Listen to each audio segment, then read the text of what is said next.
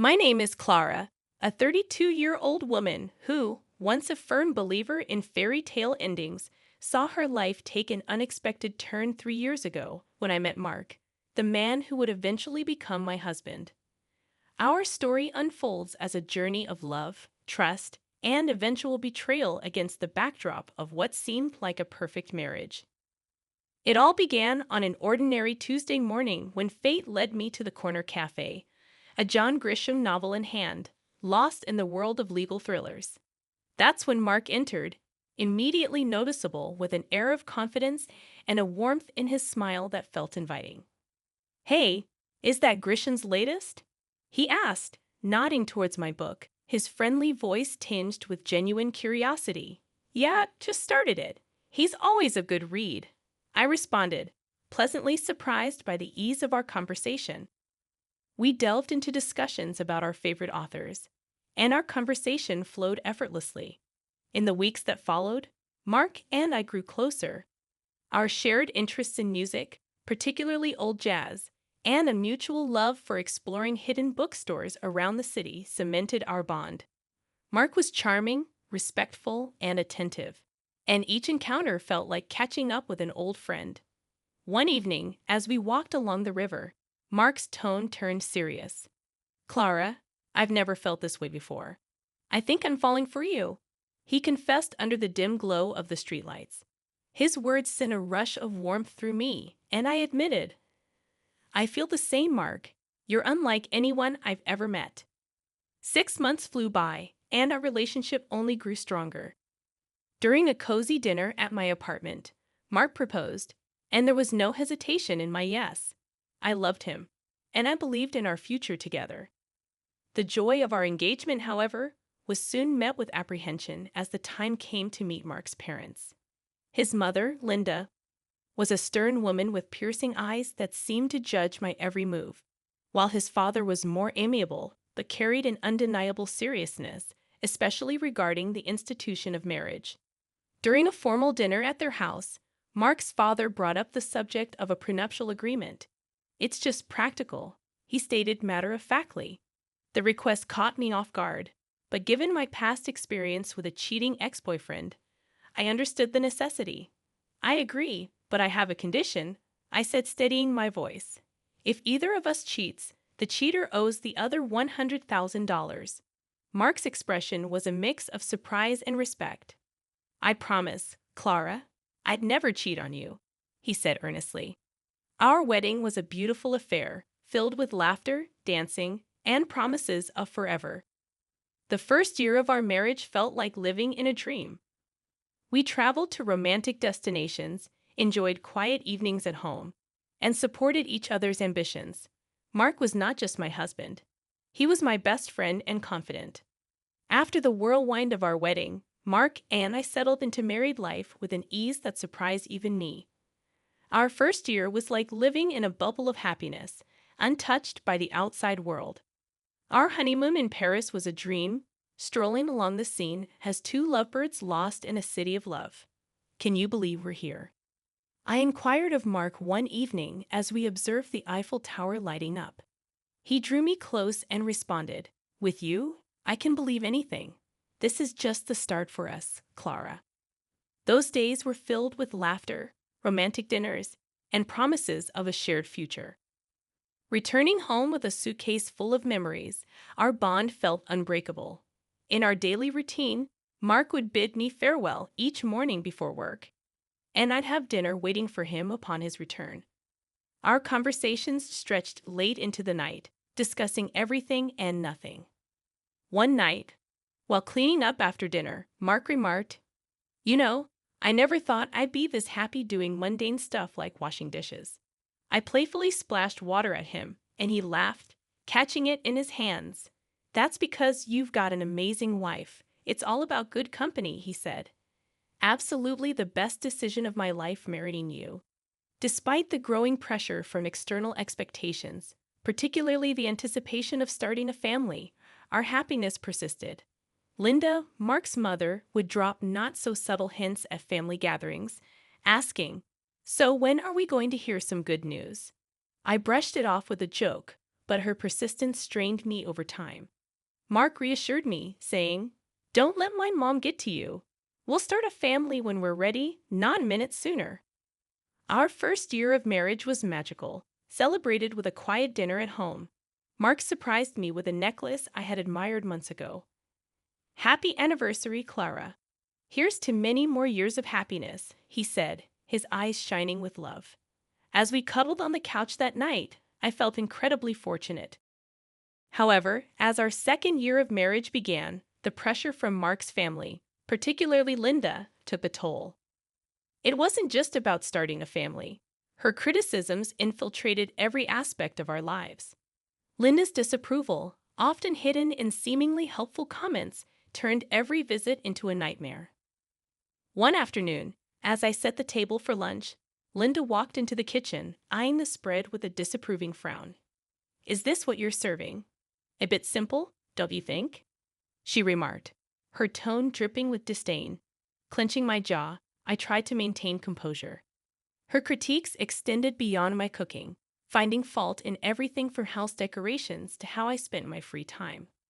One evening, relaxing in the living room, Linda gave her unsolicited opinion, stating, "You know, Clara, if Mark gave me the money he spends on you." I contemplated hiring a proper cleaner and cook. Mark appeared uncomfortable, but he remained silent.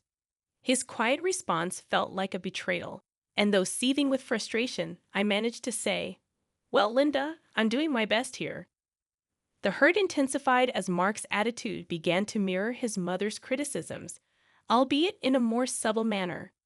Following one of Linda's visits, Mark casually suggested, "Mom might have a point about the house. Maybe we should consider getting some help." A pang of hurt and frustration hit me, and I questioned, "So you think I can't handle it either?" He backpedaled, saying, "No, that's not what I meant." But the damage was done. Constant criticisms and Mark's growing detachment strained our marriage, leading to arguments over trivial matters and transforming our once easy conversations into tense exchanges. After a particularly heated argument, I found myself wondering aloud, "What happened to us, Mark? We used to be on the same team."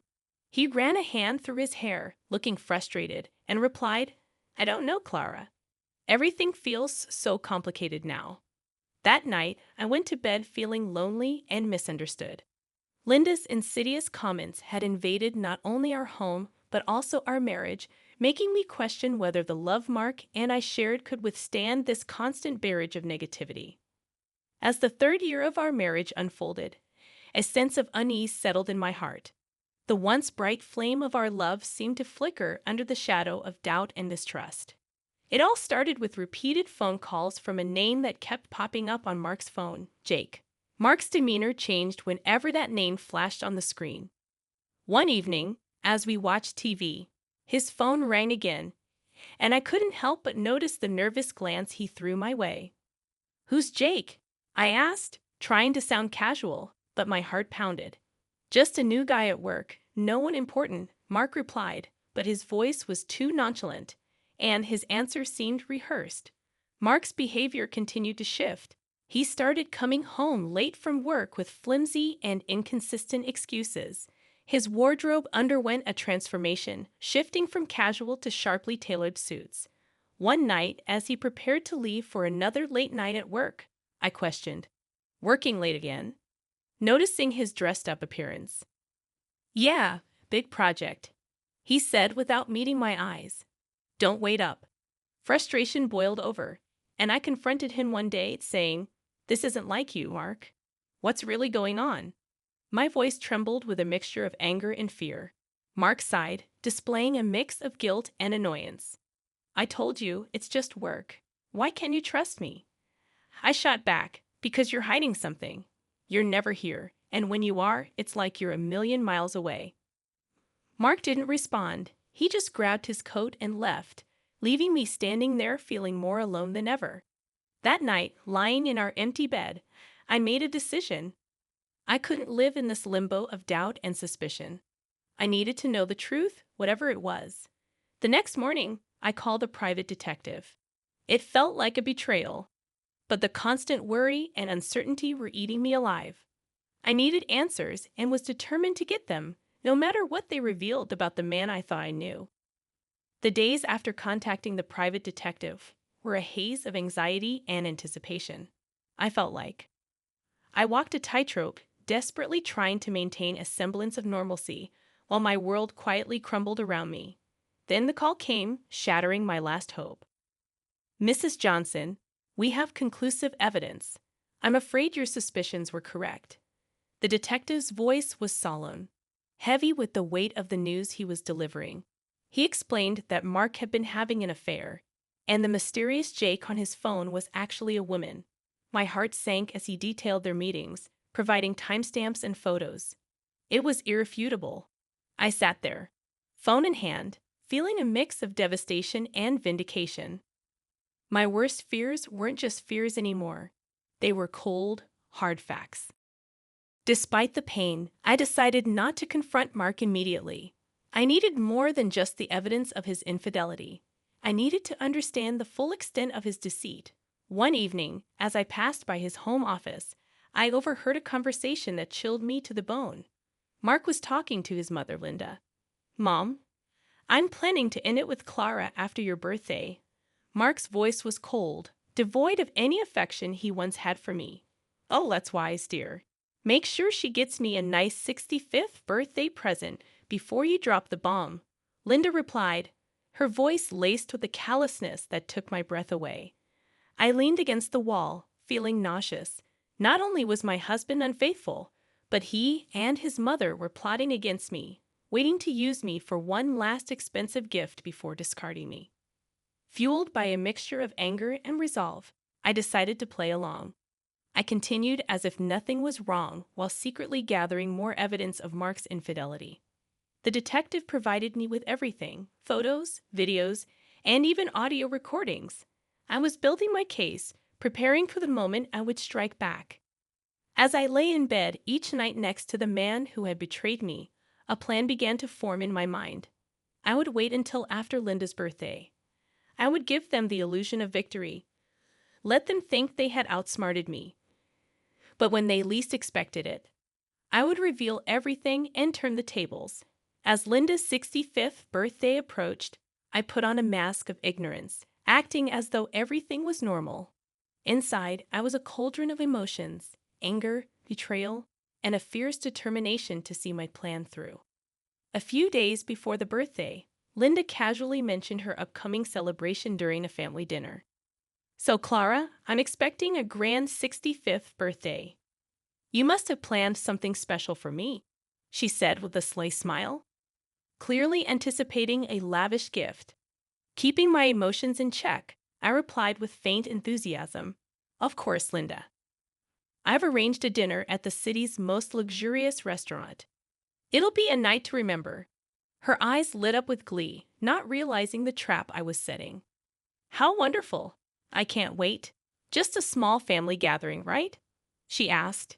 "Yes, very intimate and exclusive. Just for close family," I confirmed, my words laced with hidden irony. Later that night, Mark approached me, a hint of suspicion in his voice. "That's quite a generous plan for Mom's birthday. Are you sure about this?" I looked at him, maintaining my composure.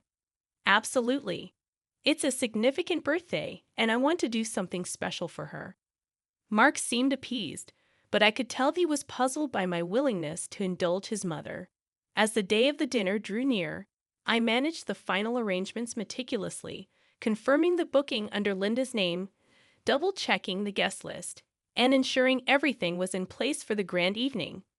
Playing the role of the dutiful wife and daughter-in-law, I concealed my true intentions beneath a facade, ready to expose the betrayal and deceit that had corroded our marriage. The night before the dinner, as I lay in bed, a twisted sense of satisfaction enveloped me. I was mere hours away from turning the tables on Mark and Linda. They believed they were using me for one last benefit before discarding me, unaware that I held the reins of the game. The evening of Linda's 65th birthday unfolded in a luxurious restaurant, every detail meticulously planned to reflect the grandeur of the occasion. While Linda reveled in the opulence, I played the part of the gracious daughter-in-law, masking my inner turmoil with a practiced smile. As the dinner drew to a close, the waiter presented the bill, a hefty $4,500. With a steady hand, I reached for my card, my heart pounding. After swiping the card, I glanced around the table, observing Linda's satisfied smirk and Mark's uneasy expression. "Thank you for such a wonderful evening, Clara. This is truly generous," Linda said, her voice dripping with insincerity. Seizing the moment, Mark leaned in with a mocking tone. "By the way, Clara, I want a divorce." His words struck me like a physical blow, but I refused to let them see my pain. Linda chimed in sharply. "Well then, I guess you should leave. This is a family gathering after all." Without a word, I stood up and left the restaurant, my dignity intact despite the turmoil inside. As I walked away, I swiftly canceled the payment on my phone and blocked the shared account, ensuring Mark couldn't cover the costs either. Back at home, I packed my belongings quickly, the finality of my actions setting in. I was leaving this chapter of my life behind, stepping into an uncertain but hopeful future. Soon, my phone erupted with calls. I answered, and Linda's voice, shrill with rage and panic, filled my ears. The payment didn't go through. The restaurant staff called the police. "What have you done?" Her words were a cacophony of anger and disbelief, but I remained silent, letting her tirade wash over me. This was their doing, their betrayal and manipulation coming back to haunt them. After hanging up, I looked around the empty house, once filled with dreams and love, now just a hollow shell. I took a deep breath, stepped out the door, and didn't look back. Their calls continued, desperate pleas for help that I no longer felt obliged to answer. I had closed that chapter of my life for good. In the end, they paid. Mark had to borrow from his parents, but I didn't care where the money came from. It was a small compensation for the betrayal, but more importantly, it was closure. Sitting in the lawyer's office, signing the last of the papers, I felt a sense of peace. The journey had been painful, full of betrayal and heartache. But I had come out stronger, more resilient. Walking out into the sunlight, I felt like a free woman ready to start anew. The future was uncertain, but it was mine to shape. After all the darkness, I finally felt like I was stepping into the light.